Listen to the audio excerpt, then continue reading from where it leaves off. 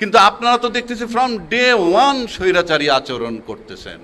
আপনাদের সিনায় যদি এত ক্ষমতা থাকে, কালকে সকালে পার্লামেন্টে বলে দেন যেই যে অধ্যাদেশ পাশ হয়েছে পাস, বাকিটা বাতিল, কিছুটা অ্যাকসেপ্ট করলাম, সংসদ চলমান থাকুক। আলোচনায় যাচ্ছেন কেন? 2/3 মেজরিটি আপনার আছে, আপনার ভয় কিসের? এর কারণ আপনার টোটালটা অবৈধভাবে করতেছেন। আপনারা প্রত্যেকে এসির ভিতরে ঘামতেছেন। এই সরকারকে সংসদে ঢোকার জন্যে যেই চাবি, সেই চাবি হইল এই জুলাই সনদ বাস্তবায়ন আইন। এই সরকার যে ক্ষমতায় গেল, তার রাজনৈতিক একটা ভিত্তি লাগবে। সেই ভিত্তিটা কি? সেই ভিত্তিটি হলো এই সনদ। শুধু তাই নয়, আমাদের নৈতিক দায়িত্ব ধারাবাহিকতা রক্ষা করা। আওয়ামী লীগ সরকার চলে গেল, বিএনপি সরকার টেক ওভার করলো, এর মাঝখানের এই যে ধারাবাহিকতাটা আপনি কিভাবে রাখবেন? সুতরাং এই দুইটা সরকারের মধ্যে যে একটা ব্রিজ বা সেতু যেটা বলেন, সেটাই হলো এই জুলাই সনদ বাস্তবায়ন অধ্যাদেশ। আর নয়তো আপনি কোনো ধারাবাহিকতা থাকবে না। আর আমি বলবো, তারা এত তড়িঘড়ি করছেন কেন? What is their agenda? আপনি কি 5 বছর থাকতে চান? যদি 5 বছর থাকতেই চাবেন, আপনি কেন বিরোধী দলকে বাধ্য করতেছেন সংসদে না টেকার? প্রশ্ন করবেন যে সংসদে তাদেরকে বের হয়ে যেতে বলছে কে? আপনি কোনো কথা শুনবেন না, 2/3 মেজরিটি পাওয়ার পর আপনি সব কিছুর ঊর্ধ্বে চলে যাবেন। তাহলে তারা ওখানে বসে কি করবে? তাহলে আমি তো মনে করি এদেরকে সংসদ থেকে বাইরে যাওয়ার জন্য এই এজেন্ডাও আপনার আছে। তা না হলে তো আপনি যদি ক্ষমতায় 5 বছর সুন্দরভাবে থাকতে চান, তাহলে তো সংসদকে প্রাণবন্ত করে আপনি জুলাই সনদের আলোকে একটা সংস্কার পরিষদ বানিয়ে ঢুকেও তো কাজ না করতে পারেন, টাইম কিল করতে পারেন। কিন্তু আপনি তো কিছু জিনিস লাঘব করতে পারেন। আপনি কেন ইন্টেনশনালি এটা করছেন? তার মানে your intentional is not good. আমি আরেকটা চ্যালেঞ্জ করে দিচ্ছি। আপনি যদি এটা ভাবেন যে রাস্তায় যদি তারা আন্দোলনে নামে আপনি পুলিশ প্রশাসন দিয়ে থামাবেন, আমি নিশ্চিত করে বলে দিচ্ছি বাংলাদেশের পুলিশ আর সেখানে যাবে না, বাংলাদেশের আর্মিও সেখানে যাবে না। কারণ তাদের স্ত্রী পুত্র কন্যা আছে। আমি নিশ্চিত, আমার কাছে অনেক মেসেজ আছে যাদের পুত্র কন্যা স্ত্রীরা তাদের হাজব্যান্ডকে হাত পা ধরে বলছে তোমরা আর এখানে যাবা না, এবং কখনোই শেখ হাসিনার মতো আর ব্যবহার করতে পারবে না। সুতরাং আমি মনে করি বাংলাদেশের জনগণের সামনে দাবি দাওয়া আদায় করার জন্য ভয়ের কিছু নাই। কিন্তু আমার কাছে মনে হয় সরকার শান্তিপূর্ণভাবে, উনি বোধহয় একটা এজেন্ডা বাস্তবায়ন করতে চাচ্ছেন কি না, যে আমরা এই সংবিধান এভাবেই রাখবো।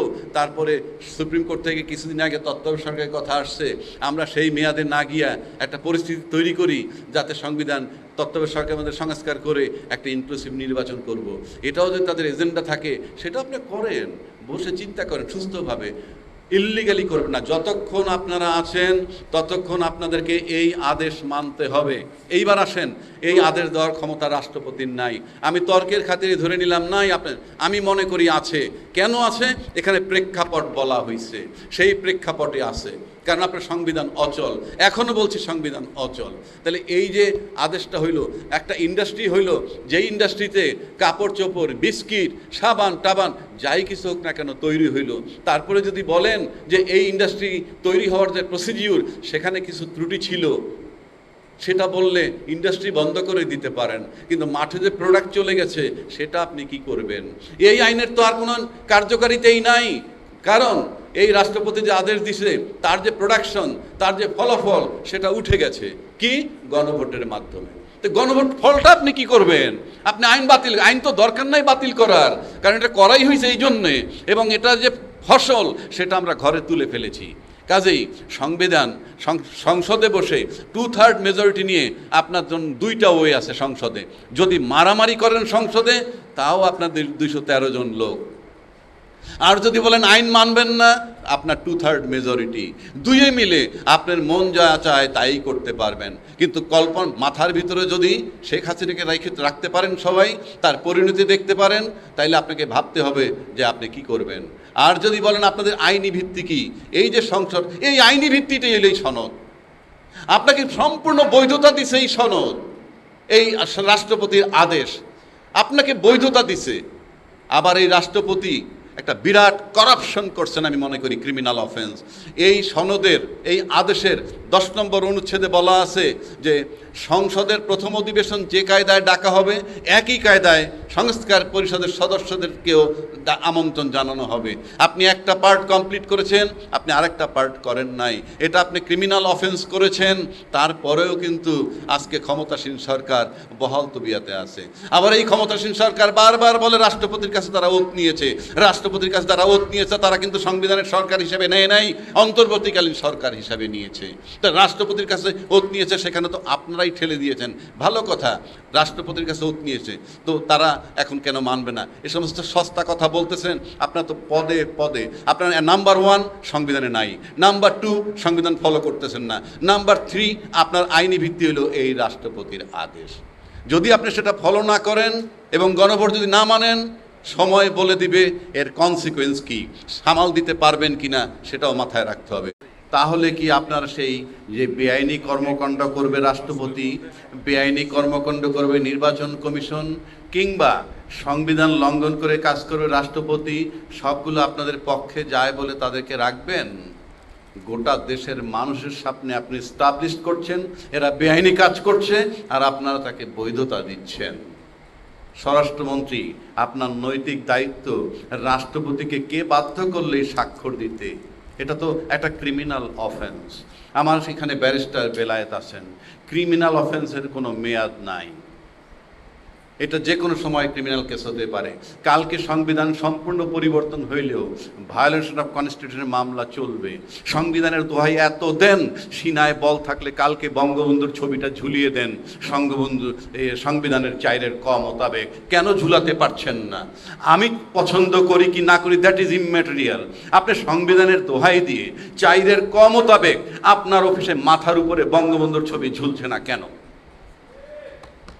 2 নম্বর, কাগজে লেখা একটা, আপনি পড়ছেন আর একটা। যেই কাগজে লেখা আছে, ষষ্ঠ তফসিলে বলা আছে বাংলাদেশের স্বাধীনতার ঘোষক বঙ্গবন্ধু শেখ মুজিবুর রহমান। আমি ব্যক্তি কি সেটা আমার কাছে সাবজেক্ট না, কিন্তু সংবিধানে তো তাই বলা আছে। তাহলে আপনার সংবিধানে লেখা একটা, উচ্চারণ করেন আর একটা, যে জিয়াউর রহমানের স্বাধীনতার ঘোষক। আমি তো জিয়াউর রহমানের স্বাধীনতার ঘোষক, বঙ্গবন্ধুর স্বাধীনতার ঘোষক, এই বিতর্কে আমি নাই, এই বিতর্ক আপনাদের। আপনারা এখন ক্ষমতা আছেন, যখন জিয়াউর রহমান সাহেবের স্বাধীনতার ঘোষক, কালকে আরেকজন আসবে সে স্বাধীনতার ঘোষক। রাষ্ট্র এভাবে চলতে পারে না, এটা ক্লাব বা সমিতি না, এটা আপনাদেরকে মাথায় রাখতে হবে। এখন আজকের বিষয় এই যে নেক্সাস ডিফেন্স এবং জাস্টিস আয়োজিত, আমি তাদেরকে অ্যাপ্রিসিয়েট করি এই কারণে যে তারা অনেক খারাপ পরিস্থিতির মধ্যে এটাকে চালিয়ে যাচ্ছে। সেজন্য আজকের বিষয়বস্তুটা হলো জুলাই সনদ বাস্তবায়ন আদেশ, আইনি ও রাজনৈতিক চ্যালেঞ্জ। ইয়েস, আইনি ও রাজনৈতিক চ্যালেঞ্জ দুটোই আছে। রাজনৈতিক চ্যালেঞ্জটা মোকাবেলা করা খুবই সহজ। আপনি যদি এই গণভোট মেনে নেন, সেই মোতাবেক সংশোধন করেন, হয়ে গেল রাজনৈতিক সমাধান, পাশাপাশি আইনও মানা হলো। বিষয়টা তো সহজ, আপনারা জটিল করছেন কেন? শেখ হাসিনা 2008-এ ক্ষমতায় যাওয়ার পর 14 সাল থেকে তার যাত্রা শুরু হলো স্বৈরাচারের দিক, যখন তিনি 153টা সিট বিনা প্রতিদ্বন্দ্বিতা নিয়ে নিলেন। কিন্তু আপনারা তো দেখতেছি ফ্রম ডে 1 স্বৈরাচারী আচরণ করতেছেন।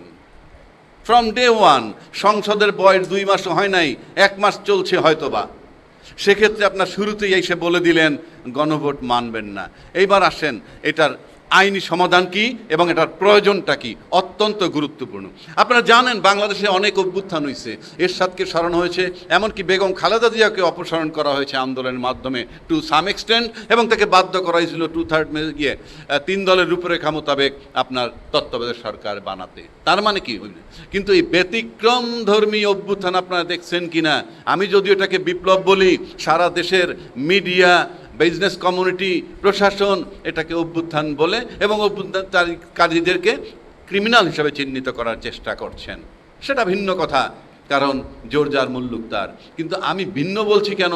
বাংলাদেশে যদি এমন কোনো ঘটনা ঘটেছে যে একটা সরকার যাওয়ার সাথে সাথে বাইতুল মোকাররম খতিব পালিয়ে যায়, বাংলাদেশ ব্যাংকের গভর্নর পালিয়ে যায়, পুলিশ পালিয়ে যায়, কিংবা আরও বহু কিছু পালিয়ে গেছে, কারণটা কি? সমস্ত মন্ত্রী পরিষদ না, আওয়ামী লীগের বহু নেতাকর্মীও পালিয়ে গেছে।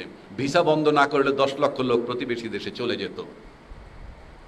তো এখন প্রশ্ন হচ্ছে, সেই জায়গাটায় আপনি এরকম কোনো ঘটনা যখন ঘটে নাই, তখন কিন্তু এই সংবিধানে যেহেতু পলায় গেলে কি হবে বলা নাই, সাথে সাথে সংবিধান লক করা হয়ে গেছে। কিভাবে লক করা হয়? যেমন ধরেন, আপনি একটা গাড়ি যদি বন্ধ করে বাইরে চলে যান হাতে চাবি নিয়ে, ওই গাড়িটা কিন্তু লক। বাসা যদি তালা মেরে চলে যান, বাসাটা কিন্তু লক। সেটাকে ঢুকতে হলে দুটো পথ, এক চাবি পেতে হবে গাড়ির অথবা ঘরের তালার, নতুবা দরজা ভেঙে, গাড়ির দরজা ভেঙে ঢুকতে হবে, এছাড়া কোনো পথ নাই। তো আমি মনে করি এই সরকারকে সংসদে ঢোকার জন্যে যেই চাবি, সেই চাবি হইল এই জুলাই সনদ বাস্তবায়ন আইন। কেন বলছি? আপনি ভালো করে লক্ষ্য করে দেখবেন যে এই জুলাই সনদে বলা হয়েছে, এই জুলাই সনদটা শুধু যে রাজনৈতিক বেসিস যদি দিতে চান একটা সরকারকে, এই সরকার যে ক্ষমতায় গেল তার রাজনৈতিক একটা ভিত্তি লাগবে। সেই ভিত্তিটা কি? সেই ভিত্তিটি হলো এই সনদ। শুধু তাই নয়, আমাদের নৈতিক দায়িত্ব ধারাবাহিকতা রক্ষা করা। আওয়ামী লীগ সরকার চলে গেল, বিএনপি সরকার টেক ওভার করলো, এর মাঝখানের এই যে ধারাবাহিকতাটা আপনি কিভাবে রাখবেন? সুতরাং এই দুইটা সরকারের মধ্যে যে একটা ব্রিজ বা সেতু যেটা বলেন, সেটাই হলো এই জুলাই সনদ বাস্তবায়ন অধ্যাদেশ। আর নয়তো আপনি কোনো ধারাবাহিকতা থাকবে না। কেন থাকবে না? আপনি সংবিধানের দোহাই দিচ্ছেন, সংবিধানের ধারা, আমি একটু আগে শিশিরমণি বলে গেছে, সবাই জানে, গ্রামে গঞ্জে সবাই জানে, সংসদ ভেঙে যাওয়ার পর 90 দিনের মধ্যে নির্বাচন। আপনি সেই নির্বাচন করেন নাই, কাজে আপনি সংবিধানে নাই। এর আগে বললাম বঙ্গবন্ধুর ছবি ঝুলে নাই, এর আগে বললাম ঘোষক বঙ্গবন্ধু শেখ মুজিবুর রহমান আপনারা মানেন না। এখন আসতেছেন 90 দিনের মধ্যে আপনি নির্বাচন করেন নাই। নির্বাচন যেহেতু 90 দিনের মধ্যে করেন নাই, আপনার কোনো রাইট নাই ওই সংবিধানের দোহাই দেওয়া, এবং ওই সংবিধানের জন্য ঢোকার জন্যে, ঢুকে যে ঠিক করবেন সেজন্য এই জুলাই সনদ দেওয়া হয়েছে। আপনি যদি এখন এই আইনের মাধ্যমে সংস্কার পরিষদ করেন, করলে পরে আপনি একটা উইন্ডো পাবেন এই বন্ধ সংবিধানের ভিতরে প্রবেশ করার জন্যে। সুতরাং এটা একটা আইনি ভিত্তি দেওয়া হয়েছে। দ্বিতীয় কথা হচ্ছে, আপনারা যখন বলতেছেন কিচ্ছু পারে না, সব বেআইনি, আপনাদের সিনায় যদি এত ক্ষমতা থাকে, কালকে সকালে পার্লামেন্টে বলে দেন যেই যে অধ্যাদেশ পাস হয়েছে পাস, বাকিটা বাতিল, কিছুটা অ্যাকসেপ্ট করলাম, সংসদ চলমান থাকুক। আলোচনায় যাচ্ছেন কেন? 2/3 মেজরিটি আপনার আছে, আপনার ভয় কিসের? এর কারণ আপনার টোটালটা অবৈধভাবে করতেছেন। আপনারা প্রত্যেকে এসির ভিতরে ঘামতেছেন। আর যদি কেউ এসির ভিতরে ঠান্ডা থাকেন, বাইরের থেকে মানুষ দেখবে আপনার কপালে ঘাম নাই, কিন্তু আপনার ভিতরে ঘাম আছে, এবং সেই কারণে আপনি বোধহয় খুব দ্রুত অনেক কিছু করতে চাচ্ছেন। ব্যারিস্টার বেলায়েত একটু আগে বলে গেল, 180 দিনের মধ্যে এই সংবিধান যদি সরকারি সিদ্ধান্ত নেয়, তাহলে তাদের মেয়াদ 180 দিন চিন্তা করা উচিত। আর আমি বলবো, তারা এত তড়িঘড়ি করছেন কেন? What is their agenda? আপনি কি 5 বছর থাকতে চান? যদি 5 বছর থাকতেই চাবেন, আপনি কেন বিরোধী দলকে বাধ্য করতেছেন সংসদে না টেকার? প্রশ্ন করবেন যে সংসদে তাদেরকে বের হয়ে যেতে বলছে কে? আপনি কোনো কথা শুনবেন না, 2/3 মেজরিটি পাওয়ার পর আপনি সব কিছুর ঊর্ধ্বে চলে যাবেন, তাহলে তারা ওখানে বসে কি করবে? তাহলে আমি তো মনে করি এদেরকে সংসদ থেকে বাইরে যাওয়ার জন্য এই এজেন্ডাও আপনার আছে। তা না হলে তো আপনি যদি ক্ষমতায় 5 বছর সুন্দরভাবে থাকতে চান, তাহলে তো সংসদকে প্রাণবন্ত করে আপনি জুলাই সংসদের সনদের আলোকে একটা সংস্কার পরিষদ বানিয়ে ঢুকেও তো কাজ না করতে পারেন, টাইম কিল করতে পারেন, কিন্তু আপনি তো কিছু জিনিস লাঘব করতে পারেন। আপনি কেন ইন্টেনশনালি এটা করছেন? তার মানে your intentional is not good. আমি আরেকটা চ্যালেঞ্জ করে দিচ্ছি, আপনি যদি এটা ভাবেন যে রাস্তায় যদি তারা আন্দোলনে নামে আপনি পুলিশ প্রশাসন দিয়ে থামাবেন, আমি নিশ্চিত করে বলে দিচ্ছি বাংলাদেশের পুলিশ আর সেখানে যাবে না, বাংলাদেশের আর্মিও সেখানে যাবে না, কারণ তাদের স্ত্রী পুত্র কন্যা আছে। আমি নিশ্চিত আমার কাছে অনেক মেসেজ আছে যাদের পুত্র কন্যা স্ত্রীরা তাদের হাজব্যান্ডকে হাত পা ধরে বলছে তোমরা আর এখানে যাবা না, এবং কখনোই শেখ হাসিনার মতো আর ব্যবহার করতে পারবে না। সুতরাং আমি মনে করি বাংলাদেশের জনগণের সামনে দাবি দাওয়া আদায় করার জন্য ভয়ের কিছু নাই। কিন্তু আমার কাছে মনে হয় সরকার শান্তিপূর্ণভাবে উনি বোধহয় একটা এজেন্ডা বাস্তবায়ন করতে চাচ্ছেন কি না, যে আমরা এই সংবিধান এভাবেই রাখবো, তারপরে সুপ্রিম কোর্ট থেকে কিছুদিন আগে তত্ত্বাবধায়ক সরকারের কথা আসছে, আমরা সেই মেয়াদে না গিয়া একটা পরিস্থিতি তৈরি করি যাতে সংবিধান তত্ত্বাবধায়ক সরকারের মধ্যে সংস্কার করে একটা ইনক্লুসিভ নির্বাচন করব। এটাও যদি তাদের এজেন্ডা থাকে সেটা আপনি করেন, বসে চিন্তা করেন সুস্থভাবে, ইল্লিগালি করবেন না। যতক্ষণ আপনারা আছেন ততক্ষণ আপনাদেরকে এই আদেশ মানতে হবে। এইবার আসেন, এই আদেশ দেওয়ার ক্ষমতা রাষ্ট্রপতির নাই। আমি তর্কের খাতিরে ধরে নিলাম নাই, আপনার আমি মনে করি আছে। কেন আছে? এখানে প্রেক্ষাপট বলা হয়েছে, সেই প্রেক্ষাপটে আছে, কারণ আপনার সংবিধান অচল। এখনও বলছি সংবিধান অচল। তাহলে এই যে আদেশটা হইল, একটা ইন্ডাস্ট্রি হইল, যেই ইন্ডাস্ট্রিতে কাপড় চোপড়, বিস্কিট, সাবান টাবান যাই কিছু হোক না কেন তৈরি হইল, তারপরে যদি বলেন যে এই ইন্ডাস্ট্রি তৈরি হওয়ার যে প্রসিডিউর সেখানে কিছু ত্রুটি ছিল, সেটা বললে ইন্ডাস্ট্রি বন্ধ করে দিতে পারেন, কিন্তু মাঠে যে প্রোডাক্ট চলে গেছে সেটা আপনি কি করবেন? এই আইনের তো আর কোনো কার্যকারিতাই নাই, কারণ এই রাষ্ট্রপতি যে আদেশ দিছে তার যে প্রোডাকশন, তার যে ফলাফল সেটা উঠে গেছে কি? গণভোটের মাধ্যমে। তো গণভোট ফলটা আপনি কি করবেন? আপনি আইন বাতিল, আইন তো দরকার নাই বাতিল করার, কারণ এটা করাই হয়েছে এই জন্যে, এবং এটা যে ফসল সেটা আমরা ঘরে তুলে ফেলেছি। কাজেই সংবিধান সংসদে বসে 2/3 মেজরিটি নিয়ে আপনার জন্য দুইটা ওয়ে আছে সংসদে। যদি মারামারি করেন সংসদে, তাও আপনাদের 213 জন লোক। আর যদি বলেন আইন মানবেন না, আপনার 2/3 মেজরিটি, দুইয়ে মিলে আপনার মন যা চায় তাই করতে পারবেন। কিন্তু মাথার ভিতরে যদি শেখ হাসিনাকে রাখতে পারেন সবাই, তার পরিণতি দেখতে পারেন, তাইলে আপনাকে ভাবতে হবে যে আপনি কি করবেন। আর যদি বলেন আপনাদের আইনি ভিত্তি কি, এই যে সংসদ, এই আইনি ভিত্তিটাই এলেই সনদ, আপনাকে সম্পূর্ণ বৈধতা দিছে এই সনদ, এই রাষ্ট্রপতির আদেশ আপনাকে বৈধতা দিছে। আবার এই রাষ্ট্রপতি একটা বিরাট করাপশন করছেন, আমি মনে করি ক্রিমিনাল অফেন্স। এই সনদের, এই আদেশের 10 নম্বর অনুচ্ছেদে বলা আছে যে সংসদের প্রথম অধিবেশন যে কায়দায় ডাকা হবে, একই কায়দায় সংস্কার পরিষদের সদস্যদেরকেও আমন্ত্রণ জানানো হবে। আপনি একটা পার্ট কমপ্লিট করেছেন, আপনি আরেকটা পার্ট করেন নাই, এটা আপনি ক্রিমিনাল অফেন্স করেছেন। তারপরেও কিন্তু আজকে ক্ষমতাসীন সরকার বহাল তবিয়াতে আছে। আবার এই ক্ষমতাসীন সরকার বারবার বলে রাষ্ট্রপতির কাছে তারা ওত নিয়েছে, রাষ্ট্রপতির কাছে তারা ওত নিয়েছে, তারা কিন্তু সংবিধানের সরকার হিসেবে নেয় নাই, অন্তর্বর্তীকালীন সরকার হিসাবে নিয়েছে। তা রাষ্ট্রপতির কাছে ওত নিয়েছে, সেখানে তো আপনারাই ঠেলে দিয়েছেন। ভালো কথা, রাষ্ট্রপতির কাছে ওত নিয়েছে, তো তারা এখন কেন মানবে না? এ সমস্ত সস্তা কথা বলতেছেন আপনারা তো পদে পদে। আপনার নাম্বার 1 সংবিধানে নাই, নাম্বার 2 সংবিধান ফলো করতেছেন না, নাম্বার 3 আপনার আইনি ভিত্তি হলো এই রাষ্ট্রপতির আদেশ। যদি আপনি সেটা ফলো না করেন এবং গণভোট যদি না মানেন, সময় বলে দিবে এর কনসিকুয়েন্স কি, সামাল দিতে পারবেন কিনা সেটাও মাথায় রাখতে হবে। ধন্যবাদ সকলকে।